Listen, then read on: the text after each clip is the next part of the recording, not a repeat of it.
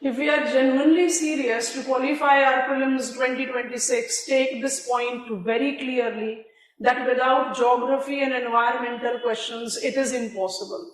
You have to judge the trend of the questions in order to take your preparation and your final revision. There are certain hidden trends in the questions that we are trying to decipher. It is going to, by default, help us in focusing towards our final revision cycle for the upcoming prelims.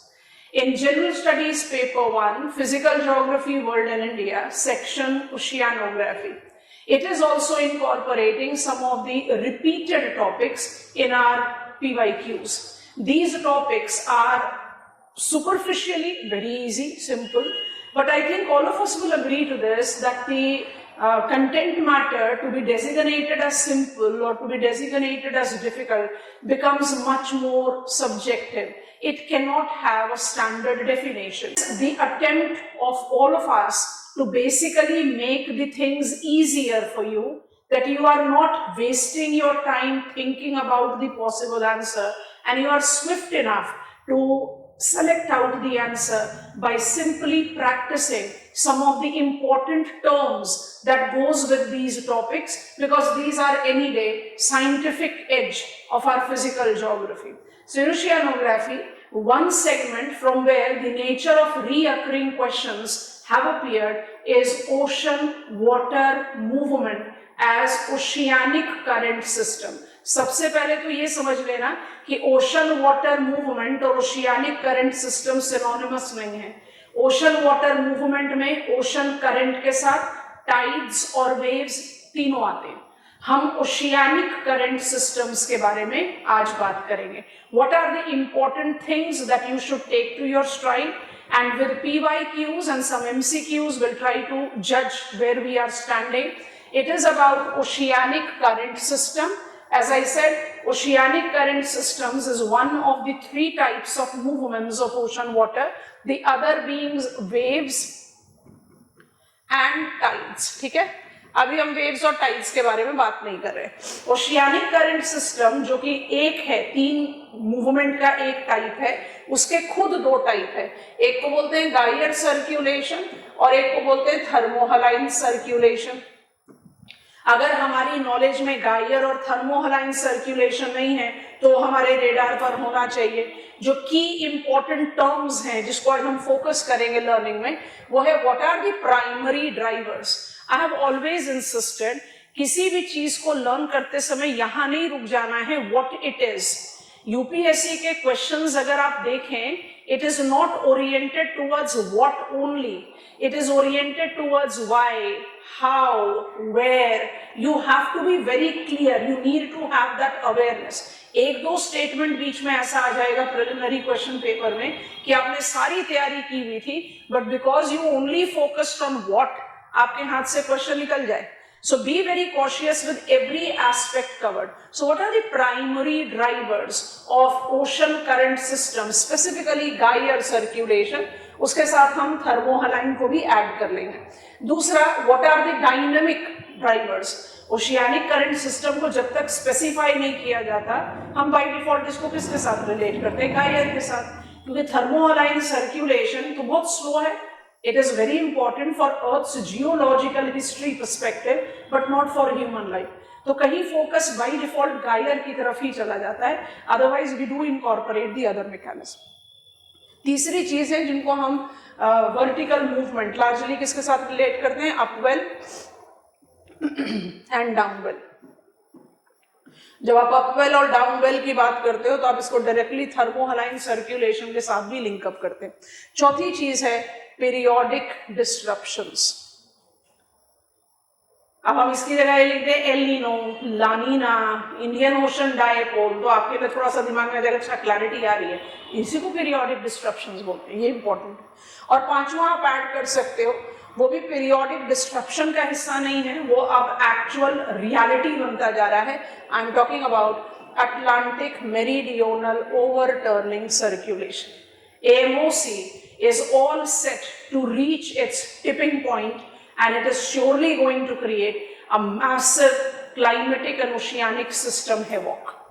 तो आज के session में try करते हैं इन सबको learn करने के लिए वन बाय वन, ठीक है। शुरू करते हैं प्राइमरी ड्राइवर से।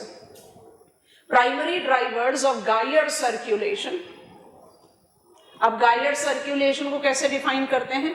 गायर circulation is closed current system which has its movement clockwise in northern hemisphere and counterclockwise in southern hemisphere, primarily driven by spin of the earth and planetary wind. अब spin of the earth की अगर बात करें तो हम सबको पता है कि planet is spinning on its axis west to east. अगर इसका spin जो है वो west to east है तो ऑटोमेटिकली पानी को ये ईस्ट टू वेस्ट मूव करेगी। तो स्पिनिंग ऑफ द अर्थ एक बहुत इंपॉर्टेंट एक्सप्रेशन है जो प्राइमरी ड्राइवर है, और ये प्राइमरी ड्राइवर मेजरली कौन से पानी को इन्फ्लुएंस करता है? इक्वेटोरियल वाटर को। इक्वेटोरियल वाटर को north equatorial current and south equatorial current. ऐसा क्यों? क्योंकि at equator Coriolis effect is zero, तो you have your north and south equatorial current moving towards west as our planet is spinning from west to east. उसी के साथ एक और expression अभी थोड़ी देर में जा रहे हैं। प्लैनेटरी विंड का जब आप रेफरेंस लेते हो तो आप अपने गायर सर्कुलेशन का जो एलिमेंट्री कैरेक्टरिस्टिक्स है उसको ड्रॉ आउट कर देते हैं। And what is that elementary characteristics? Northern hemisphere में you incorporate it to be in clockwise circulation, southern hemisphere में you incorporate it to be in counter clockwise circulation. ये पूरा का पूरा closed current system किसकी वजह से बन रहा है? इसके प्राइमरी ड्राइवर्स कौन कौन से हैं? Spinning of the earth and planetary wind. यही वजह है कि अगर आप एनसीईआरटी की डेफिनेशन भी पिकअप करोगे गायर सर्कुलेशन की तो ये है large scale movement of surface water in a particular direction throughout the year under the influence of planetary winds. जब आप गायर सर्कुलेशन के प्राइमरी ड्राइवर्स की बात करते हो तो ये तो something that is static. Spinning of the earth by default वैसा ही रहना है। प्लैनेटरी विंड की प्रेशर बेल्ट के शिफ्ट होने के साथ नॉर्थ साउथ मूवमेंट रहेगा, बट गायर सर्कुलेशन उसका इफेक्ट मोर और लेस नेग्लिजिबल है, तो they are considered to be the primary drivers. हमें इनको लार्जली सब ट्रॉपिकल गायर भी बोल देते हैं, but it do incorporate polar currents.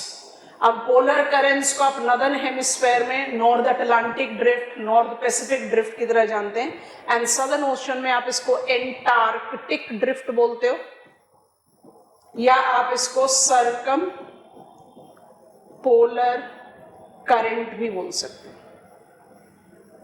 I hope it is comfortable. North south equatorial current बता दिया, west boundary current and east boundary current. Boundary of the ocean, relative location, कई बार बात कर चुके। So primary drivers of gyre circulation include spinning of the earth and planetary winds. अगर इसी में हम ऐड कर दें what are the primary drivers of thermohaline circulation, if I just add it here itself, थर्मोहलाइन circulation के primary driver क्या होंगे? ये होगा सैलिनिटी और टेम्परेचर।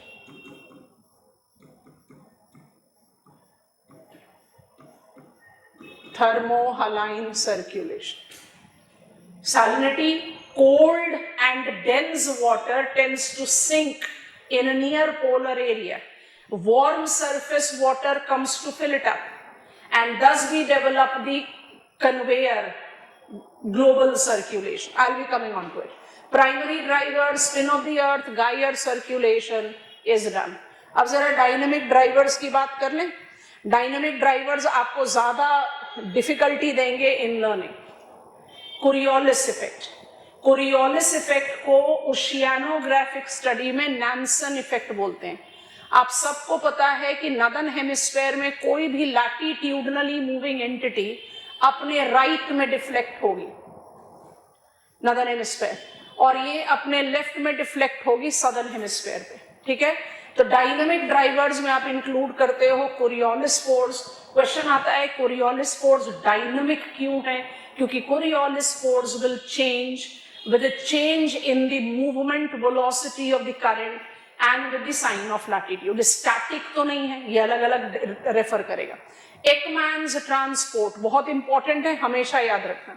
एकमैन्स ट्रांसपोर्ट नैन्सन इफेक्ट को ही जस्टिफाई करता है कि जी net movement is at 90 degrees to the wind direction. आप अगर इसको परपेंडिकुलर अलाइनमेंट कर दो तो आप इसको एकमैन्स ट्रांसपोर्ट बोल देंगे। एंड जैसे जैसे पानी का डेप्थ बढ़ेगा, you by default will have that deflection changing. इसी में आप एकमैन स्पाइरल इफेक्ट जनरेट करते। तो एकमैन ट्रांसपोर्ट बहुत इंपॉर्टेंट, बट इंपॉर्टेंट उससे ज्यादा क्या है, it is the hidden mechanism, we also call it hidden mechanic which is facilitating upwelling and downwelling. क्योंकि एकमैन्स ट्रांसपोर्ट में क्या होगा, आप अगर सरफेस के पानी को कहीं दूर लेकर जा रहे हो, आप सरफेस वाटर को कहीं एडवेक्ट करा दे रहे हो, तो ऑटोमेटिकली सब सरफेस वाटर सरफेस पर आएगा, उसी को तो अपवेलिंग बोलते हैं। I hope you are understanding. तो यू हैव टू जस्टिफाई कि एकमैन्स ट्रांसपोर्ट, नैन्सन इफेक्ट हो गया, Nansen effect justifies Coriolis effect. Dynamic क्यों बोलते हैं, क्योंकि sine of latitude and ocean current की वेलोसिटी के हिसाब से बदलेगा। इसी इफेक्ट को आप एकमैन्स ट्रांसपोर्ट के साथ रिलेट करते हैं। Ekman's transport ideally sitting in lab says it tends to make oceanic current move at 90 degrees. Net movement is at 90 degrees to the wind direction, and it is the hidden mechanism facilitating upwell and downwell. And western intensification बहुत important term है। Western intensification basically correlate with primary determiners. Drivers term का इस्तेमाल किया, उसका इस्तेमाल कर लो, दोनों ही, planetary wind भी और स्पिन ऑफ द अर्थ भी। क्या होगा, स्पिनिंग ऑफ द अर्थ की वजह से और ट्रेड विंड की वजह से western shore line of the ocean will have defined piling up of the water, and that is the reason west boundary currents, of course warm है, low latitude से high latitude जा रही है, that is warm for sure, वो fast moving होती हैं, वो narrow होती हैं और वो deep होती हैं। डीप क्यों होगी, क्योंकि पानी पाइल अप कर रहा है। I hope you are understanding. What is western intensification? Western intensification is one of the terms that is applied with gyre circulation. It is the combined effect of shore line, spin of the earth, movement of the trade wind. जो west boundary current है वो warm है, साथ में वो fast moving है, fast moving है, narrow है, डीप है। ये कैरेक्टरिस्टिक्स अप्लाई किया जाता है वेस्टर्न इंटेंसिफिकेशन के साथ। क्योंकि हम सब तो पढ़ते हैं कि गायर सर्कुलेशन नॉर्थ साउथ अटलांटिक में है, गायर सर्कुलेशन नॉर्थ साउथ पैसिफिक में है, गायर सर्कुलेशन सदर्न इंडियन ओशन में है, हर वेस्ट बाउंड्री करंट वार्म है, हर ईस्ट बाउंड्री कोल्ड है। This type of question we are very cautious about, है ना। गल्फ स्ट्रीम वार्म है, कुरोशिबो वार्म है, बेंगुएला कोल्ड है, ब्राजीलियन वार्म है। We do keep on reminding ourselves with that, but उसके कहीं कुछ हिडन टर्म्स हो जो अगर स्टेटमेंट बेस्ड क्वेश्चन में आ गए तो हम फंस सकते हैं। तो जब आप डायनामिक ड्राइवर्स की बात करते हो तो आप Coriolis effect, Ekman's transport and western intensification को अप्लाई करेंगे। These are the things which are important. Okay, आगे बढ़ते हैं। वर्टिकल मूवमेंट की जब बात होती है, अपवेलिंग और डाउनवेलिंग, हमेशा याद रखना upwelling and downwelling have got immense and important effect on the biotic diversity of aquatic ecosystem. Upwelling क्या करता है? Upwelling tends to facilitate rich zones. ज्यादातर बच्चे किसमें कंफ्यूज हो जाते हैं कि डाउनवेलिंग तो डिसॉल्व्ड ऑक्सीजन को लेकर जा रहा है अफोटिक जोन में, डाउनवेलिंग तो न्यूट्रिएंट्स को लेकर जा रहा है अफोटिक जोन में। तो ऑटोमेटिकली ये क्या करेगा, ये हैबिटेट सपोर्ट करता है, बिल्कुल करता है, लेकिन सरफेस पर it tends to create biodiversity deserts. हमेशा इस चीज को याद रखना। Upwell tends to create biodiversity, I not use the term hotspot क्योंकि वो मिसलीडिंग हो जाएगा। Biodiversity rich area. अच्छा, कोई भी मेजर फिशिंग ग्राउंड को रिकॉल करो, पेरुवियन शोर को रिकॉल कर लेते हैं, कैलिफोर्निया शोर को रिकॉल कर लेते हैं, सब अपवेलिंग जोन है। तो अपवेलिंग हमेशा एसोसिएट करता है nutrient rich, biodiversity rich locations, and downwell create करता है बायोडाइवर्सिटी डेजर्ट। और यहीं पर आ जाता है थर्मोहलाइन सर्कुलेशन, जिसको हम कहते हैं ग्लोबल कन्वेयर बेल्ट। इसकी इफेक्टिविटी है कि आप 1 सेंटीमीटर वाटर का मूवमेंट ले रहे हो 1000 सालों में, 1000 ऑफ ईयर्स, तो ऑटोमेटिकली ह्यूमन लाइफ में ये नॉन एग्जिस्टिंग सर्कुलेशन। इस सर्कुलेशन का ज्यादातर इफेक्ट किसके ले जाता है? जियोलॉजिकल पर्सपेक्टिव में, जियोलॉजिकल टाइम पर्सपेक्टिव में।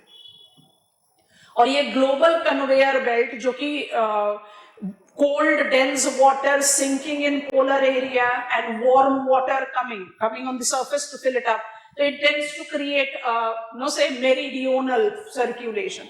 पूरा global conveyor belt है. Temperature, salinity makes biodiversity development, but a very slow movement which is not effective in human life perspective, but geologically बहुत important है. ये जो global conveyor belt है, इसके जो primary drivers होते हैं, जैसे हमने आपको पहले बताया, ये salinity और temperature है. Cold and dense water tends to sink. Surface warm water comes to fill that up, eventually to become cold and dense and then sink. और जो deep subsurface current है वो long time taking एक global conveyor belt बना रहा है. Thermohaline, अगर term को तोड़ोगे भी तो भी आराम से समझ में आ रहा है. This stands for temperature and this stands for salinity. ये अपने आप में इतना प्रिंसिपल डोमेन नहीं है ओशियानिक करंट सिस्टम का, जैसे हमने आपको बताया, because it essentially correlates to what? It essentially correlates to geological time perspective. But Atlantic meridional overturning circulation एक आर्म है आपका थर्मोहलाइन सर्कुलेशन का, ग्लोबल कन्वेयर बेल्ट का एक मेरीडियोनल आर्म है जो ऑलमोस्ट नॉर्थ साउथ अटलांटिक में ऑलमोस्ट एक्सटेंड करता है. आप बहुत आराम से गूगल इमेजेस देखकर अटलांटिक मेरीडियोनल सर्कुलेशन को जज कर सकते हैं. ये सर्कुलेशन अब ओवरटर्न कर रहा है, and this is one of the most devastating, there are multiple, but one of the most devastating effects of human impact on environment. Human impact on cryosphere, human impact on atmosphere, the climatic system, human impact on oceans, every other thing. Reason being कि ये मेरीडियोनल circulation जो है ये overturn कर रहा है. Overturn कर रहा है मतलब इसका सर्कुलेशन रुक रहा है, ये नहीं मूव कर पा रहा. क्यों नहीं कर पा रहा? क्योंकि वार्मिंग अप, चलो वार्मिंग को चेंज कर देते हैं, पोलर एम्प्लीफिकेशन डाल देते हैं. पोलर एम्प्लीफिकेशन की वजह से कंडक्शन प्रोसेस जो है वो वीक हो रहा है.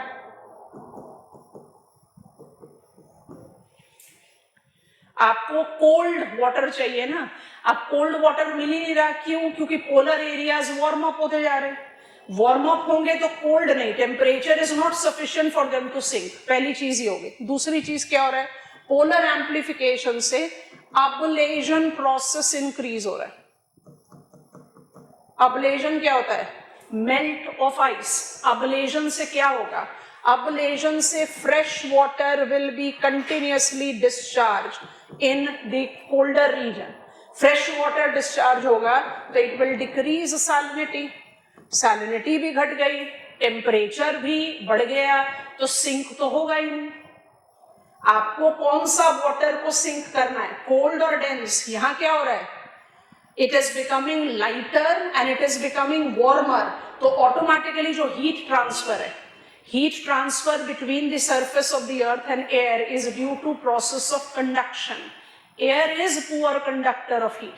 तो एयर में जो हीट ट्रांसफर का मैकेनिज्म है वो एसेंशियली कन्वेक्शन होता है, but surface to air is conduction process, radiation process, ठीक है। कंडक्शन नहीं हो पा रहा है, वीक हो पा रहा है, क्योंकि आपका टेम्परेचर कंट्रास्ट बन ही नहीं पा रहा।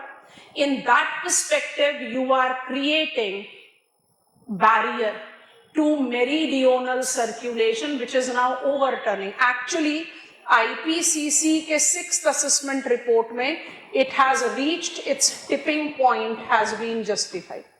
इसका कितना massive climatic effect होगा उसका judgment जो है वो कहीं पर global कन्वेयर बेल्ट सर्कुलेशन, जिसको आप थर्मोहलाइन सर्कुलेशन बोलते हैं, उसकी इंपॉर्टेंस को बढ़ा रहा है। तो ये कहीं ना कहीं ह्यूमन मैनिपुलेशन का केस है। अदरवाइज ओशियानिक करंट सिस्टम की जब आप जनरल पर्सपेक्टिव में बात करते हो और नेचर ऑफ क्वेश्चंस की भी बात करते हो तो इट्स लार्जली फोकस्ड ऑन गायर सर्कुलेशन, ठीक है। ओके, अब इसके बाद हम पीरियोडिक डिस्ट्रप्शन की बात कर लेते हैं। जब आप एल नीनो की बात करते हो तो आप Pacific, let me just remain on the focal point, ठीक है। आप east Pacific, east southern tropical Pacific को वार्म कर दे रहे हो, वार्म कर दे रहे हो। अगर आप इसको वार्म कर दोगे, पेरुवियन करंट की जगह एबनॉर्मल क्रिएट कर दिया, और वही ला नीना क्या होगा, east southern tropical Pacific is significantly cold. This tends to interrupt the atmospheric circulation. आप सबको पता है El Nino modifies Walker cell,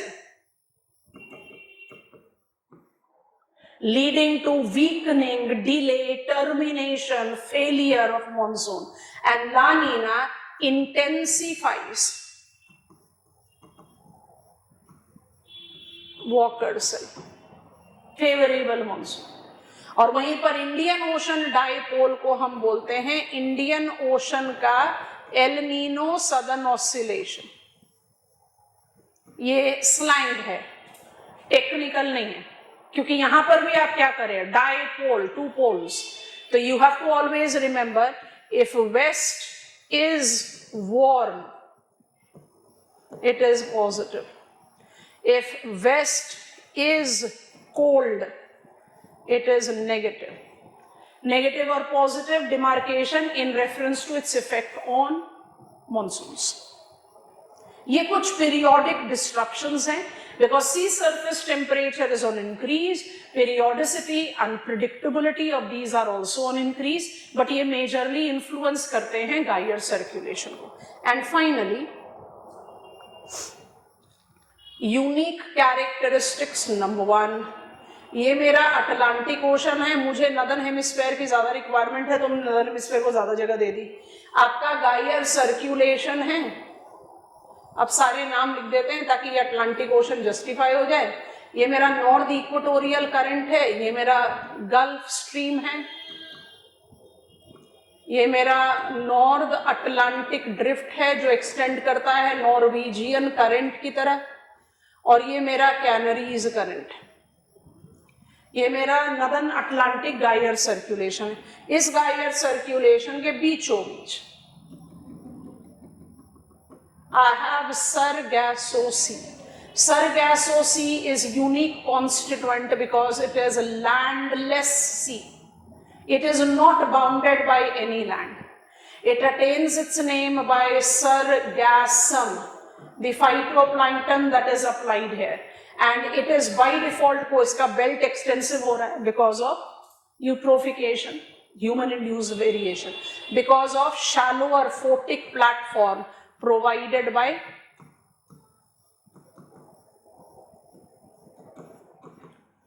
Azores Plateau. Azores Plateau broader part of Dolphin Ridge है. Dolphin Ridge is North Atlantic mid ridge और बहुत important, it is high pressure area, Azores high, sub tropical high pressure. And Somali current की अगर हम बात करें तो northern Indian Ocean basin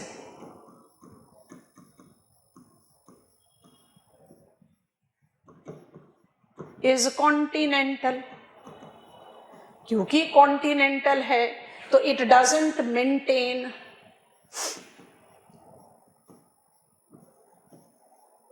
perennial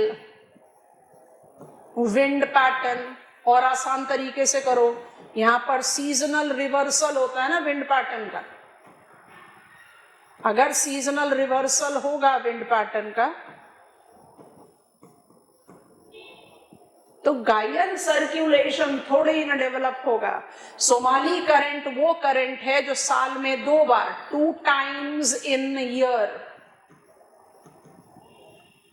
modifies its circulation nature। अब ये बिल्कुल रिवर्सल ऑफ सर्कुलेशन क्यों होता है सोमाली करंट का? Somalia, Somali current, Somali jet, सब कुछ पढ़ते हो ना आप। सोमाली करंट का सीजनल रिवर्सल से इफेक्ट है। जब ऑफशोर ट्रेड चलेगी तो इसका मूवमेंट ऑफशोर होगा, जब ऑनशोर साउथ वेस्ट मॉनसून चलेगा तो इसका इफेक्टिविटी होगा। तो सरगासोसी and Somali current are unique constituents when it comes on to Geiger circulation. These are the important expressions जिसको आपने अपने रेडार पर रखना है। अब हम चल रहे हैं कुछ MCQs एंड कुछ PYQs को देखने के लिए। जज करें हमारी जो टर्म्स की अंडरस्टैंडिंग हमने अभी रिवाइज की है या हमने पिकअप किया है, whatsoever is the case, is it facilitating me to answer those questions? Look at some of the questions here. Try to take the note of important things that we have just discussed. With reference to Atlantic meridional overturning circulation, consider the following statement. It acts as global conveyor belt moving warm surface water from tropics to North Atlantic has to be correct. Meridional circulation का यही basic point है. The sinking of water in North Atlantic is driven by high salinity and low temperature. An increase in fresh water influx किसकी वजह से? Ablation. वो किसकी वजह से हो रहा है? Polar amplification. From melting of glacier is likely to accelerate the circulation. ये तो one of the region of its tipping point है, ओवरटर्निंग है। तो आंसर हो गया आपका 1 and 2 is only correct. Throw away marks होते हैं ये questions. Upwelling and downwelling now. Consider the given statement about upwelling and downwelling. Coastal upwelling occurs in northern hemisphere when wind blows parallel to the coast such that the coastline is to the left of the wind direction. Areas of persistent downwelling are usually characterized by high primary biological productivity due to accumulation of surface nutrient. Ekman's transport is responsible for moving surface water at a 90 degrees angle to wind direction. Nansen effect 1 and 3. आपको बताया ना downwelling क्या create करता है? Biotic deserts. Downwelling tends to create biotic deserts. वो aphotic zone के लिए habitat support करता है, दैट इज डिफरेंट। सरफेस के लिए डेफिनेटली नहीं। ठीक, okay. Indian ocean, consider the given statement. Unlike Atlantic and Pacific, the North Indian Ocean lacks in continuous subtropical gyre due to presence of Eurasian landmass. इसी को ही तो कहते हैं ना continentality of Northern Indian Ocean Basin, जहां पर wind pattern ही सारे साल भर सेम नहीं है तो गायर सर्कुलेशन तो नहीं बन सकता। बिल्कुल सही है। During a positive IOD, a positive IOD बोल रहा है। पॉजिटिव आईओडी में मुझे क्या चाहिए? I need to have west as warm. ठीक है। Event African coast experiences cooler than normal sea temperature. Positive होता है जब वेस्ट इज वार्म, जो सोमाली जेट को एनहांस करे। ठीक है जी। The Somali current reverses its direction biannually in response to monsoonal wind. बिल्कुल सही, हो गया सॉल्व। प्रीलिम्स में जो क्वेश्चंस पूछे गए इससे भी बहुत आसान है, बट वही बात है, आसान और डिफिकल्ट आप उसको किस लेवल पर जज करके पढ़कर बढ़े हो, that all takes into account. Antarctic, जिसको वेस्ट विंड ड्रिफ्ट भी बोलते हैं, और सर्कम एंटार्कटिक या सर्कम पोलर करंट भी बोलते हैं. So it is Antarctic circumpolar current, ACC, west wind drift. हमारे मैक्सिमम स्कूल एटलसेस में उसको वेस्ट विंड ड्रिफ्ट लिखा हुआ है. It is the only ocean current that flows completely around the globe without being diverted by landmass. Southern Ocean में landmass का कोई barrier ही नहीं है. It flows from east to west, driven by polar easterlies. क्या ये east to waste move कर रहा है? क्या इसका मूवमेंट ईस्ट टू वेस्ट है? बिल्कुल सही है. बट क्या ये पोलर ईस्टर्लीज की वजह से मूव कर रहा है? बिल्कुल भी नहीं. ये वेस्टर्न विंड का इफेक्ट है, ये वेस्टर्न विंड का नैम्सन इफेक्ट है. तो ये गलत हो गया. It connects Atlantic, Pacific and Indian ocean, facilitating global transport of heat and nutrient. That is correct. 1 and 3. अगर आप सदर्न हेमिस्फेयर की वेस्टर्लीज को पिकअप करो, उसका नाम क्या है? ये मेरा बना नॉर्थ वेस्ट वेस्टर्ली. ये आपका हो गया विंड. अच्छा, विंड ने क्या किया? विंड ने डेवलप किया करंट. तो करंट कैसे बनता है? नैम्सन इफेक्ट. ये आपका हो गया Antarctic circumpolar current, ACC. तो ये किसकी इफेक्ट से बनेगा? वेस्टर्लीज के, नॉट ईस्टर्लीज. ठीक हो गया? ओके. आपको कल के सेशन में समझाया था triple lock of Atacama desert. देखो जरा. Which of the following statement best explain why Canary current is associated with formation of Sahara Desert? Canary Island, Canary's current, east boundary cold current of North Atlantic. It brings cold water which stabilizes atmosphere and inhibits convection, restricts convection. Convection को रोकेगा, enhance कर देता है offshore winds को. Correct है. It increases moisture holding capacity of the air, leading to higher evaporation from land. Cold है तो moisture holding capacity घटेगी, बढ़ेगी थोड़ी ना. It causes high pressure cell to develop permanently over the adjacent coast. कोई भी cell permanent नहीं होता. It generates offshore winds by default. जब हमने ट्रिपल लॉक के बारे में बात किया था अटाकामा में, उसमें आपके पास रेन शैडो इफेक्ट भी है. इसलिए अटाकामा ड्राइएस्ट डेजर्ट हो जाता है, सहारा लार्जेस्ट डेजर्ट है. यहां पर आंसर सिर्फ 1 ओनली होगा. Oceanic currents with climate, gyres, closed current systems are called gyres. Okay, oceanic gyres, consider the given statement. They are large systems circulating currents driven primarily by Earth's rotation and wind pattern. Primary driver समझा दिया. The center of gyre is typically high productive zone due to convergence of nutrient. Low productive zone होता है. Sargassum एक different case. In the northern hemisphere, gyre circulation is in clockwise direction, and in southern hemisphere it is counterclockwise direction. बिल्कुल सही. 1 and 3 is the answer. Center of gyre circulation will be associated with consistent down well. और down well क्या create करता है? Deserts create करता है. इसलिए statement number 2 गलत होगा. Global conveyor belt, thermohaline circulation. It roughly takes 1000 years for a single parcel of water to complete entire circuit. बहुत slow है. The movement is driven solely by wind stress to the surface ocean. कतई नहीं. Temperature और salinity का difference है. It plays vital role in regulating Earth's climate by transporting carbon dioxide to deep ocean.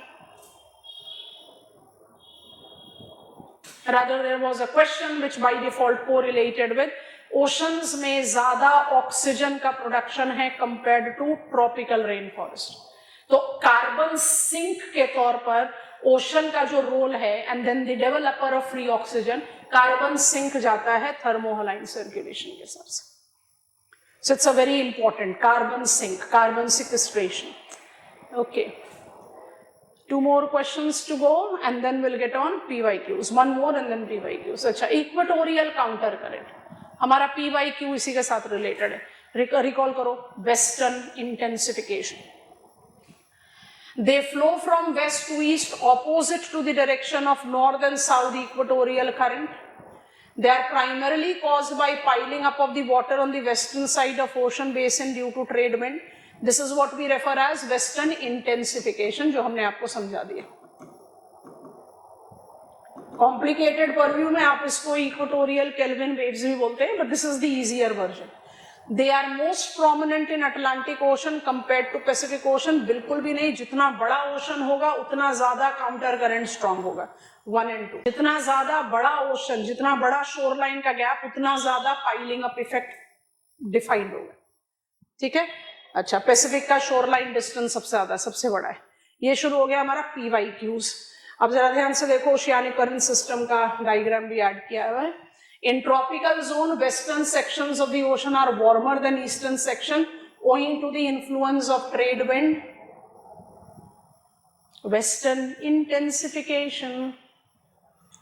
In the temperate zone, westerlies make eastern sections of the ocean water warmer than western section. बिल्कुल सही, क्योंकि westerlies pile up करेगा पानी को उस जगह पर. So you are taking it up as both of them. An effect of what? Planetary wind.